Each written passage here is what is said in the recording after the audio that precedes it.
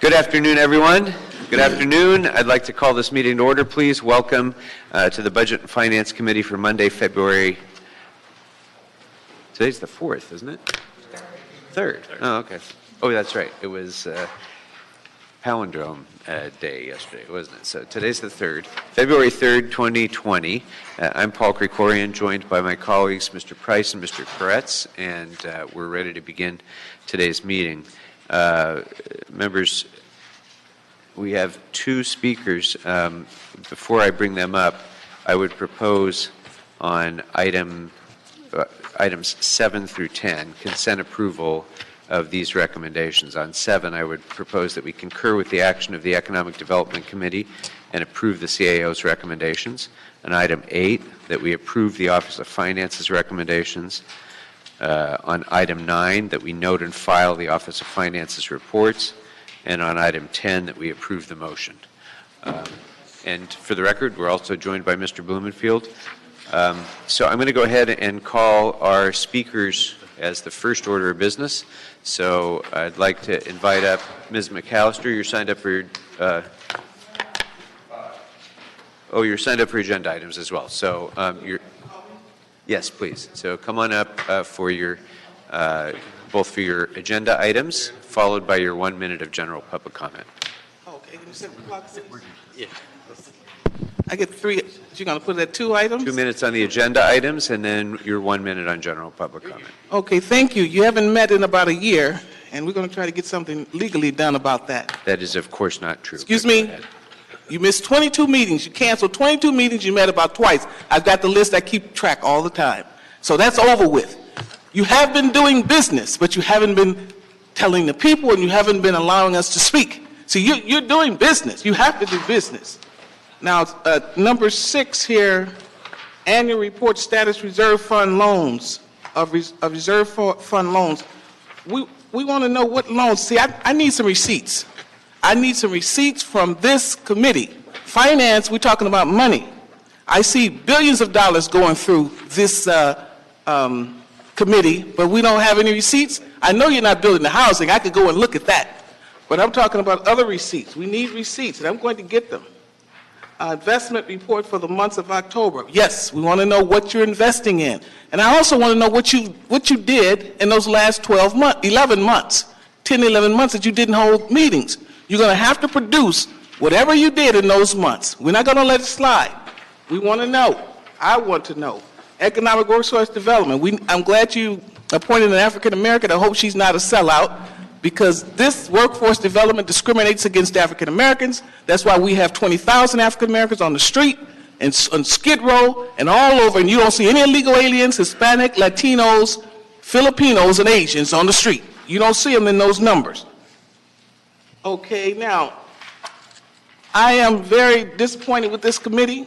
I'm going to make sure you meet every month.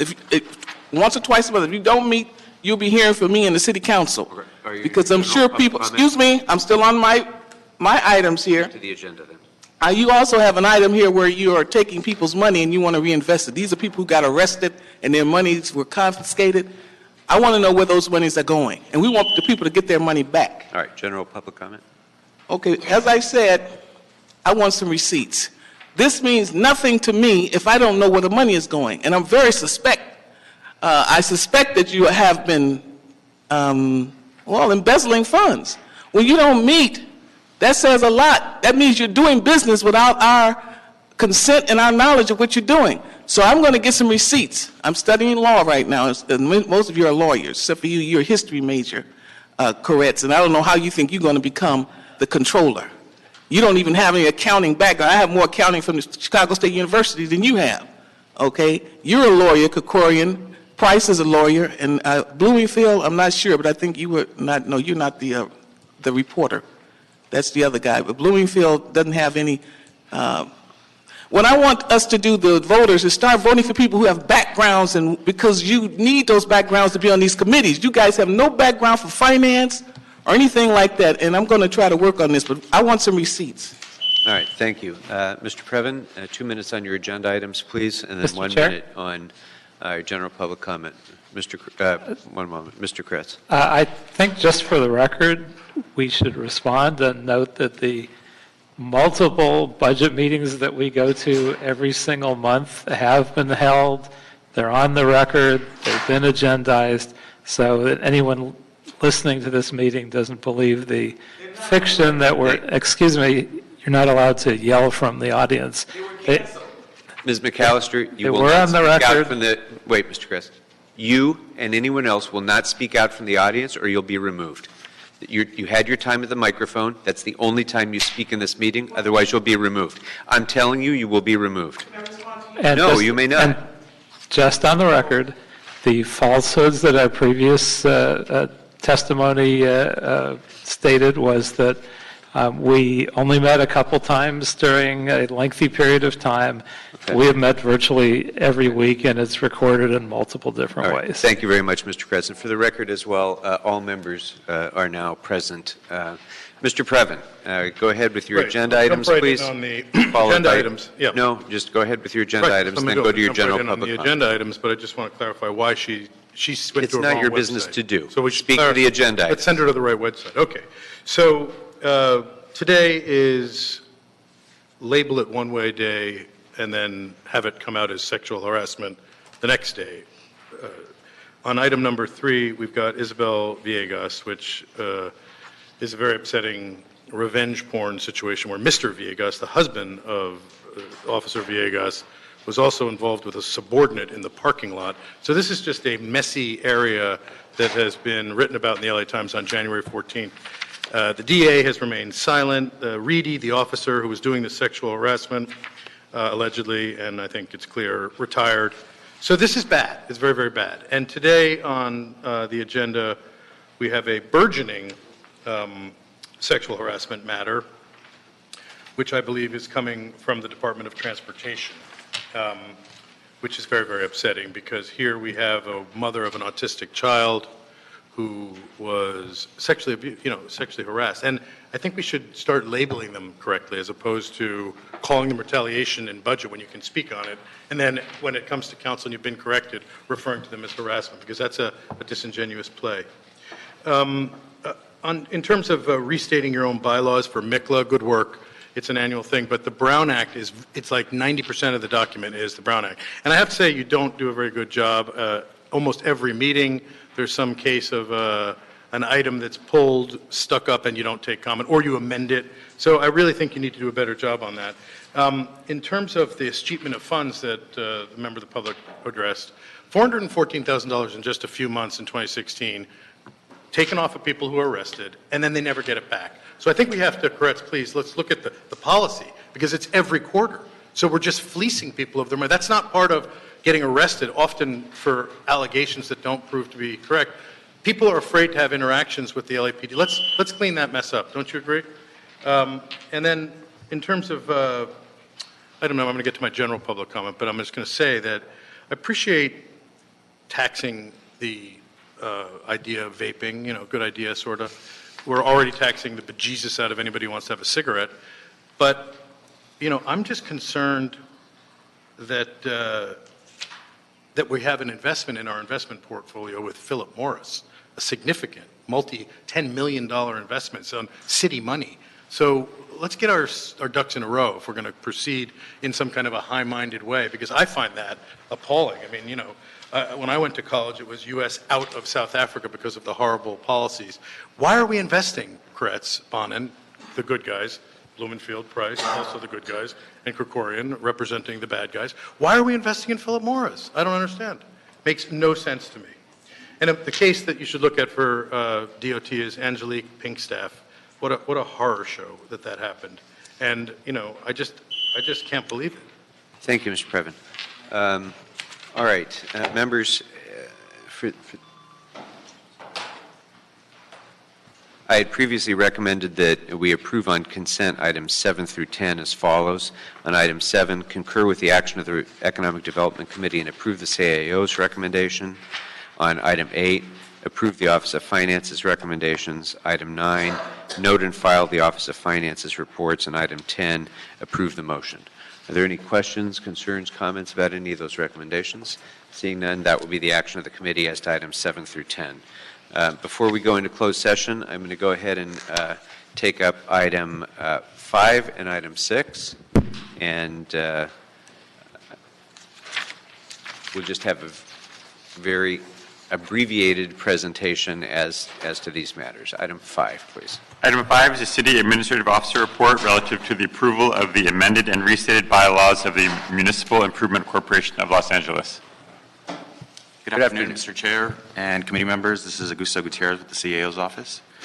The notice before you is a notice of the Mickla Board's approval of the amended and restated bylaws at their meeting. Sorry, I'm sorry. Forgive me. I wanted to interrupt you just for 1 second because I forgot to say that we have now taken comment from all speakers. Comment on agenda items and general public comment is now closed. Go right ahead. Right. So this is a notice of the Mickla Board's approval of their amended bylaws at their meeting on December 20, 2019. And this is pursuant to their bylaws, which states that any amendments to the bylaws are approved with their adoption of the bylaws unless disapproved by the council within 45 days of notice. So this is the notice of such amendments. The amendments are primarily to incorporate several provisions from making the bylaws compliant with the Brown Act and also with the Political Reform Act. So just to be clear, the bylaws did contain provisions of the Brown Act and stating that they are to follow the Brown Act. So this is more of a further explanation, and it further details all of the requirements of the Brown Act. All right. So I'm going to assume, well, I shouldn't assume. Has it been the practice of the Mickla Board to meet in compliance, regardless of what the bylaws say, to meet in compliance with the provisions of the Brown Act? It has, yes, and our office works closely with the city attorney, not only in agendizing the Mickla Board meeting agendas, but also with any Mickla Board meetings. We always have a city attorney present, and so yes, it's our understanding that it is. Great, thank you. Members, questions? Number 5? Seeing none, if there's no objection, we'll go ahead and approve the CAO's recommendations. Thank you. Item number 6. Item number 6 is the CAO report relative to the annual review of the status of the reserve fund loans and recommended loan write-offs. Good afternoon. Good afternoon. Jennifer Lopez with the Office of the CAO. Before you is the CAO report on the status of the reserve fund loans. As of September 30, 2019, there were 225 loans valued at approximately $84.8 million. And as of December 31st, loans valued at approximately $82 million remained unpaid or partially paid. So that's about 156 loans that were outstanding as of December 31st. Since the release of this report, an additional 10 loans were repaid valued at $12.5 million, leaving an outstanding balance of $69 million. So that's good news. Based on our review and responses received from city departments and special fund coordinators, our office recommends that the council approve the write-off of approximately $2.64 million in reserve fund loans. We would also recommend that the council instruct departments with outstanding billings to work with special fund administrators and report back to the CAO within 90 days on the status of the loans and the repayments that are listed on attachment 1 of our report. And also recommend that the council instruct departments to submit their invoices timely or as soon as possible, so that way they can reimburse the reserve fund loans. And our staff is here to answer any questions you may have. Okay, and so after a reserve fund loan, the account payable, if you will, back to the reserve fund is not considered a part of the reserve fund. Is that That's right. correct? So reserve fund loans that are written off do not impact the total amount of the reserve fund. That is correct. Okay. Right. Any questions on this, members? Okay. If there's no objection then to approving the CAO's recommendations, that will be the action of the committee. Thank you very much. We'll proceed now into closed session, and we'll begin with item number 1 and proceed in order unless members have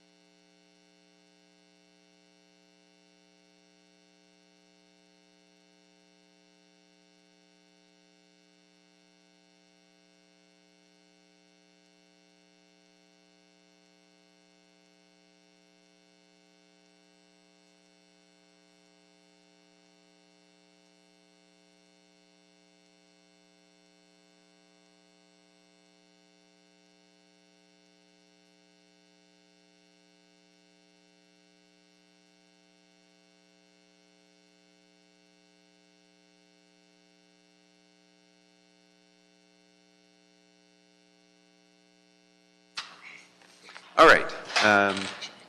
We are now back in open session, and there being no further business before the committee, we are adjourned.